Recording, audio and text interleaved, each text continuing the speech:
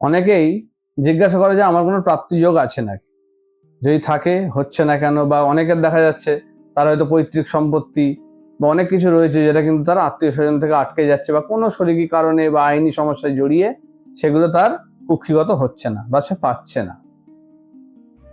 তাহলে এই প্রাপ্তিযোগ আনার জন্য বা হঠাৎ করে কিছু প্রাপ্তি ঘটানোর জন্য যে কাজটা আপনারা করবেন সেটা আজকে আমি বলে দেবো। সেই কাজটা অবশ্যই করুন, তাতে কিন্তু আপনার এই প্রাপ্তির জায়গাটা অনেক সহজ করে দেবে এবং সেটা আশার যোগ তৈরি করবে।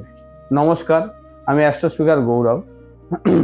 অর্থ প্রাপ্তির জন্য বা অর্থ যাদের আটকে আছে, ঠিকমতো আসছে না, বা কারো কাছে ধার দিয়েছেন সে হয়তো ফেরত দিচ্ছে না, এমত অবস্থায় যেটা করবেন, আপনার ঠাকুরের আসনে একটি লাল কাপড়ের মধ্যে একটি কড়ি, লক্ষ্মী কড়ি, কয়েকটি ধান এবং কালো তিল, এই তিনটে জিনিস ওই লাল কাপড়ে বেঁধে ঠাকুরের আসনে রেখে দিন। কবে রাখবেন? বৃহস্পতিবার দিনে রাখবেন এবং পরের বৃহস্পতিবার দিনে এগুলোকে তুলে আপনার মানি ব্যাগ বা পার্সের মধ্যে রেখে দিন।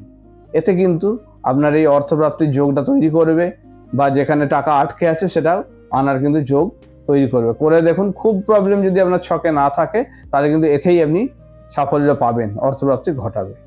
নমস্কার।